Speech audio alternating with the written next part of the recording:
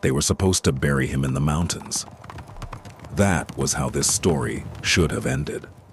A battered Christian kingdom in the Caucasus, weakened by raids, divided by nobles, pressured for years by stronger Muslim powers, now marching toward open battle against a far larger coalition.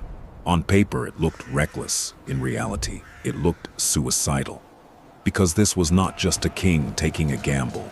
This was a king betting that one victory could reverse generations of humiliation, break a regional order that had crushed his kingdom for years, and turn a mountain state people underestimated into the most dangerous power in the Caucasus. His name was David IV. And what happened next at Didgori was so dramatic, so decisive, and so improbable that later generations almost stopped talking about it like history.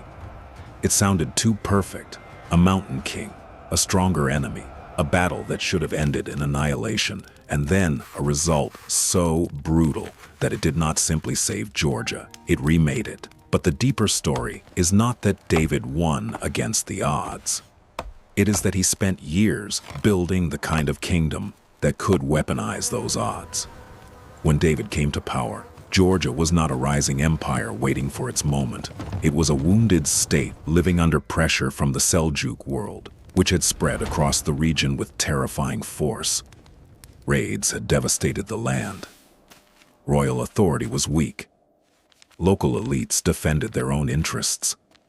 The crown did not fully control the political energy of the kingdom it claimed to rule. From a distance, later generations would remember banners, faith, and glory. Up close, it looked much uglier than that. Exhaustion, fragmentation, survival. That was David's real inheritance, and this is what makes him so dangerous as a historical figure. He was not simply brave, he was disciplined. He did not confuse defiance with strength. He understood that a kingdom does not produce a miracle victory because its ruler has courage. It produces a miracle victory because someone has already done the slow, painful, deeply political work of forcing the state to function. So David moved before he struck. He tightened royal authority. He pushed back against rival nobles. He reorganized administration. He strengthened military capacity. He built cohesion where there had been drift. That may sound less cinematic than battle, but without it, Didgori never happens. Without it, Georgia dies the way many small states die, bravely, memorably, and permanently. David was not preparing for a noble last stand. He was preparing for a counterattack, and he thought like a ruler who understood limits. Georgia could not overpower larger enemies by scale alone, so he looked for other advantages: discipline, cohesion, timing, terrain, morale, and shock. He also strengthened his position with new military manpower, including steppe fighters whose mobility and combat value mattered enormously. This was not romantic patriotism. It was strategic realism. David was willing to reshape the kingdom in order to save it. A weaker ruler would have feared disruption, but David feared stagnation more. That choice mattered because from the outside, Georgia still looked beatable.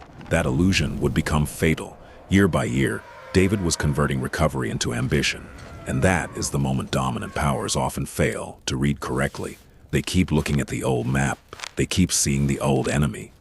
They assume the frontier kingdom they once bullied is still fragile, still reactive, still manageable. David benefited from that delay.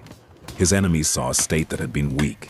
They did not fully grasp that it was becoming coherent, and coherence in war can be more dangerous than size. Then came the response. A major Muslim coalition gathered to crush him. This was supposed to restore the old order, supposed to remind Georgia that mountain kingdoms do not get to redraw regional power just because one king has energy and ambition. Medieval sources argue wildly over the numbers, as they often do, but the precise arithmetic is less important than the psychological reality. David was facing a force that looked overwhelming enough to make the campaign itself feel absurd. This was exactly the kind of moment when lesser rulers hesitate. They negotiate, they stall, they retreat into forts, they pray for weather, division, or miracle. David advanced toward battle. That decision only looks like raw courage if you misunderstand the stakes. Retreat was not safety. Retreat meant giving the coalition space to move, ravage the kingdom again, crush confidence, shake alliances, and dissolve years of recovery back into fear. David did not need a symbolic stand. He needed a result so violent and so unmistakable that it would destroy the logic of domination hanging over Georgia. So he went into the mountains to force history to narrow. Didgori was not just a battlefield. It was a killing ground shaped by terrain and nerve. Narrow approaches, broken ground, difficult deployment, compressed movement. In open country, larger numbers can spread, stabilize, and absorb setbacks. In hostile terrain, size can become friction. Orders slow down. Units crowd each other. Confusion spreads faster. But terrain is never enough by itself. Mountains do not win battles for weak armies.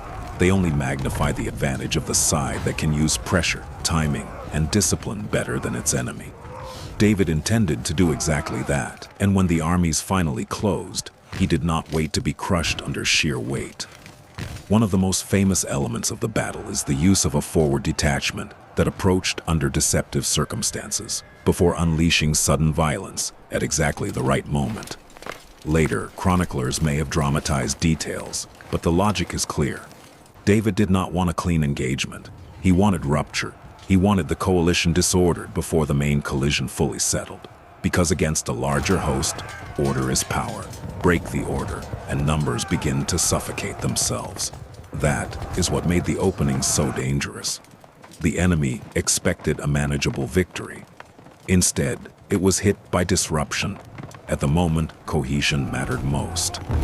Confusion spread through a force that had counted on superiority. Georgian troops pressed hard. Shock met congestion. A larger army squeezed in rough terrain and struck with precision suddenly lost the one thing it could not afford to lose, the sense that its line was still a line. And once that feeling dies, battles do not gradually unwind, they collapse. Didgori tipped fast. What should have been a crushing advance by the coalition became a violent breakdown under pressure. Georgian forces hit with aggression and confidence. The battlefield turned from tension into panic. Men began reacting to the failure of structure rather than to commands. In that moment, a bigger army becomes less like a weapon and more like a trapped mass. Congestion replaces control, fear outruns orders, and the terrible truth of battle emerges. Soldiers do not need to be dead to be beaten. They only need to believe that the formation holding them together has failed. David understood that better than most rulers ever do. He was not trying to survive the enemy's power. He was trying to destroy the enemy's confidence in that power. And once that confidence broke, the battle stopped being a contest and became a pursuit. This is where truly decisive victories are made, not in the first dramatic collision, but in the ability to keep pressing after the enemy begins to unravel. David did not merely repel an invasion at Didgori. He shattered the military effort assembled against him. He took a coalition that was supposed to reassert dominance and made it look mortal, clumsy, and vulnerable. That was the real shock of the battle. Not that an underdog won. Underdogs win sometimes. It was that an underdog won so hard that the political meaning of the region changed. Because powers across the Caucasus were not just watching who held ground that day. They were watching whether the old assumptions still worked. Could Georgia still be intimidated into place? Could stronger neighbors still treat it as a frontier to pressure rather than a power to fear? After Didgori, those answers changed. One victory did not solve every problem, but it broke the spell of inevitability. And once inevitability dies, politics changes faster than borders do. David did not waste the shock. That is what separates a great battle from a world-changing one. He moved quickly, because he understood a truth many conquerors learned too late. Victory decays if it is not exploited. Didgori had broken the coalition's military effort, but military shock only matters if it is turned into political order before the region resets. David knew that, so he treated triumph not as an ending but as an opening. The prize was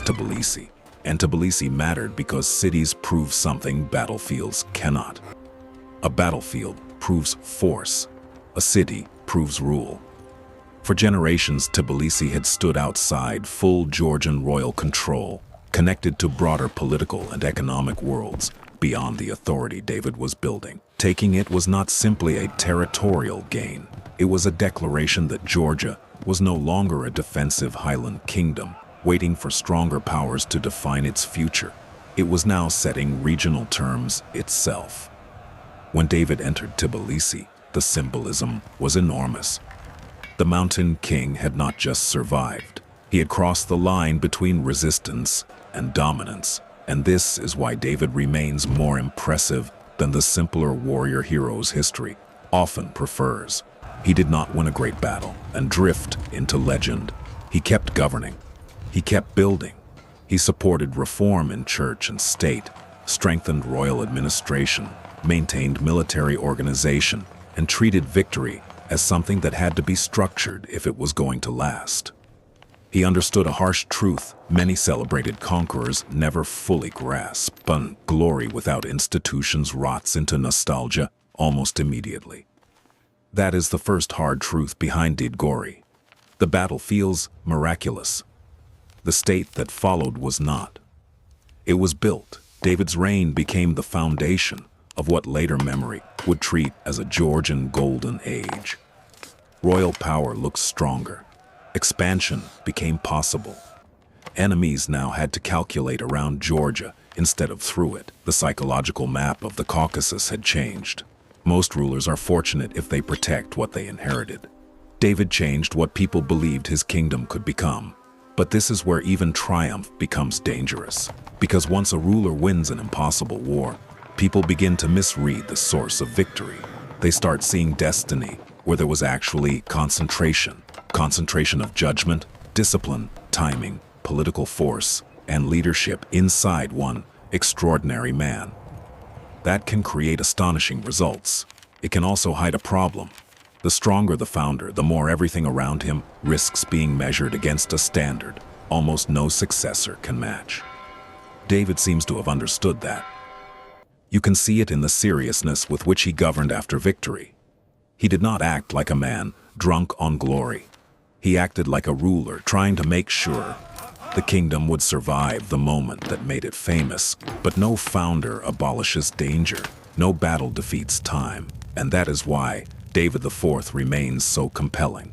Not only because he won when he should have lost, though he did. Not only because he broke a stronger coalition in the mountains, though he did that too.